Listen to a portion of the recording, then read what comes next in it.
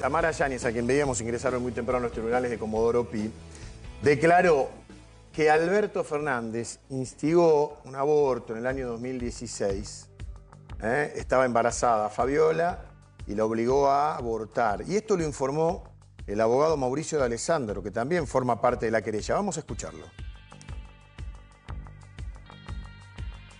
Y después creo que queda, creo que no quedan más testigos. ¿Del lado de la querella? Pachi, sí. Gracias. No, gracias a ustedes. Una preguntita de vuelta sobre lo primero. Entonces, ¿qué sucedió en la primera parte de la declaración de Tamara? La Tamara empezó a expresar, a contar cómo fue la interrupción del embarazo del año 2016, que según Fabiola Yáñez fue interrumpido a pedido del expresidente. ¿Eso dio alguna precisión más o simplemente una generalidad? No, dijo cómo había sido, cómo se había decidido, por qué, cómo había sido la decisión y contó para expresar cómo lo había visto o oído, que es lo que el fiscal tiene que decir.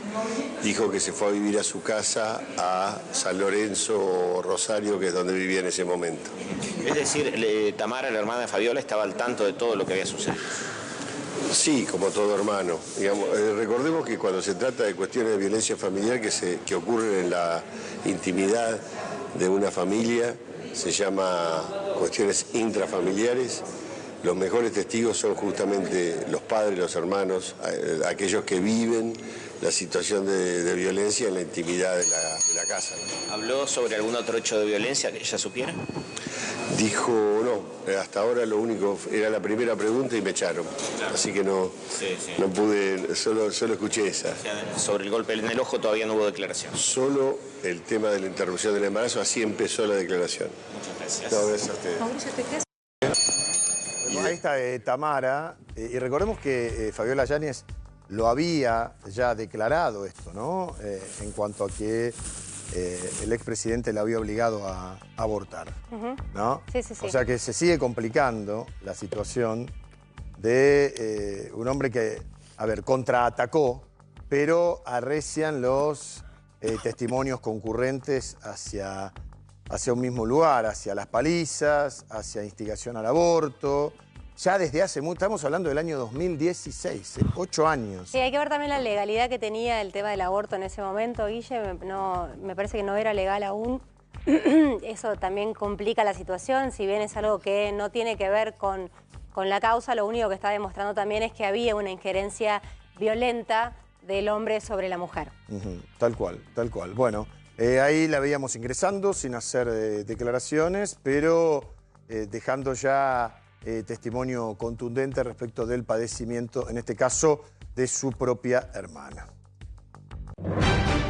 Y esto está pasando ahora también, la investigación que está realizando el FBI sobre Ryan Ruth, 58 años, condenado en el año 2002 por posesión de una ametralladora, un hombre que se encuentra detenido y bajo investigación, aparentemente por haberle querido disparar a Donald Trump en el club de golf que tiene el propio expresidente. Fue detenido por agentes del servicio secreto por ser el sospechoso, una vez más, de un aparente intento de asesinato contra Trump, hoy en plena campaña para volver a la Casa Blanca. Nos vamos a comunicar ya mismo con nuestro compañero Adrián Sack. Adrián, ¿cómo te va? Buen día. ¿Qué se sabe de todo lo que ocurrió en estas últimas horas con Trump? ¿Qué tal? Buenos días, Guillermo. Bueno, bien lo dijiste, mirá. Acá el diario local de Atlanta Journal-Constitution justamente dice que fue blanco de otro intento de asesinato, dice el FBI, ¿no? Eso es lo importante y lo que consta.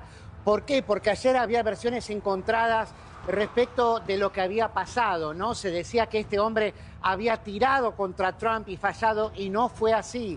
Fue el servicio secreto quien descubrió a este señor, Ryan Wesley Ruth, de 58 años, un hombre que tiene su propio emprendimiento de construcción, un hombre que, bueno, había tenido antecedentes, como bien dijiste, por posesión de armas de fuego y también por tenencia de drogas, pero esto hace más de 20 años ya.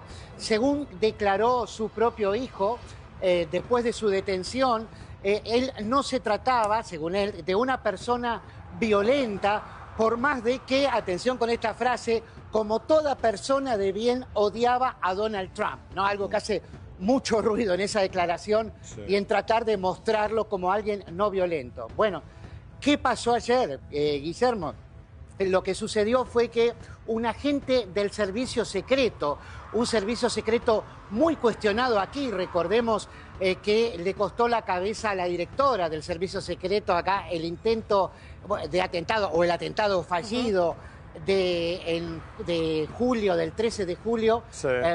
Ahora están con una alerta máxima quienes rodean a Trump, la policía del servicio secreto que le es asignada a Trump como expresidente, porque vieron a este hombre que estaba en un alambrado a unos 350 metros con una ametralladora AK-47. Claro. Claro, que ya estaba tratando de hacer mira en Trump, que Trump estaba jugando al golf, estaba en el hoyo número 5 ya y se estaba acercando a la posición de este hombre. Cuando lo vieron, empezaron directamente a dispararle. Dice que la policía del servicio secreto disparó 6 tiros, él logró esquivarlos, no fue blanco y se subió a una camioneta e intentó escapar por la ruta, aunque la policía finalmente lo detuvo, ¿no? Adrián, quería preguntarte, ¿cómo estás? ¿Qué pasa con la boca de urna cuando suceden este tipo de eventos con Donald Trump? ¿Enaltece la figura de Trump que quieran matarlo o no se mueven las estadísticas? Mira, normalmente se mueven, es todavía muy rápido para tener una conclusión sobre alguna encuesta seriamente hecha. Tendremos que esperar hasta el día de mañana, pero cuando fue el atentado del 13 de julio, sí, efectivamente movió el amperímetro en su favor, pero sobre todo en la idea de mucha gente que por ahí no es trumpista, que, piensa algo debe pasar que lo quieren matar, claro, ¿no? Dispara la conspiración en aquellas personas que no son normalmente presas de teorías conspirativas. Dice, ¿por qué pasa esto? ¿Por qué lo quiere matar? Ahora es la segunda vez. Esto sí, claramente puede beneficiar a Donald Trump. Por eso, muy rápidamente, tanto el presidente Biden como Kamala Harris, su rival en la carrera electoral, rápidamente declararon que estaban aliviados y condenaron la violencia política en general, aunque esto normalmente no llega a amortiguar el impacto electoral, ¿no? Claro, recordemos que el 13 de julio, cuando fue el primer atentado, el opositor supuesto en ese momento era Joe Biden y que ahora la situación cambió, se repite un mismo evento con una misma finalidad, pero con otra persona del otro lado del ring. Claro, absolutamente, y en otra situación, en una posición de fortaleza, porque Kamala Harris, después del debate, primero algunos medios, yo escuché en la Argentina que decían que no había tenido impacto el debate entre Donald Trump y Kamala Harris. Sí lo tuvo, lo que pasa es que con las encuestas, como les decía recién, hay que dejar pasar un poco de tiempo para ver qué impacto tuvo, y de hecho ya le estaba llevando entre 4 y 5 puntos el fin de semana al momento de este segundo intento de atentado. Este sí fue un intento porque no llegó a disparar el agresor, ¿no? Ryan Wesley Ruth. Ajá. A ver, hubo un comunicado de la Casa Blanca, de Joe Biden y de Kamala Harris, que decían que por suerte está bien, que están aliviados de saber que Trump está a salvo. Su rival demócrata. Corresponde que lo haga más que nada Joe Biden. Obviamente la va a usar a Kamala Harris como para acompañarlo, pero porque también, y con la respuesta de Adrián nos damos cuenta, este tipo de cosas enaltece la imagen de Donald Trump. Sí, desde luego tiene un impacto, llamémosle positivo, a pesar de la situación escabrosa y cruenta, ¿no? Como se trata de un intento de asesinato, según dijo el FBI. Pero en términos reales, de la frialdad de los números y de lo que está en juego ahora, teniendo en cuenta de que estamos en la recta final hacia las elecciones, que son el 5 de noviembre, que acá es ya, y ya no va a haber debates, además, porque Donald Trump se negó a debatir. Hay que ver si esta situación cambia un poco el escenario, ¿no? Sí. El propio Donald Trump dijo el viernes, si me agarran con buen humor, por ahí sí accedo a un debate, viendo que se volvía a despegar Kamala Harris en las encuestas. Pero vamos a ver, mañana seguramente podemos hablar de si tuvo un impacto o no, probablemente sí. en las encuestas.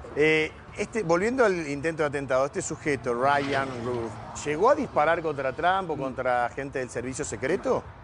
¿No hubo ni un disparo? No, inicialmente se decía que sí, pero estaba preparando el arma con la mira telescópica y con algunos cartuchos que tenía, y además lo quería filmar. Tenía una cámara GoPro, estas cámaras pequeñitas portátiles que se pueden adosar también a la ametralladora o en un casco para poder tomar imágenes y transmitirlo, por ejemplo, en vivo, ¿no?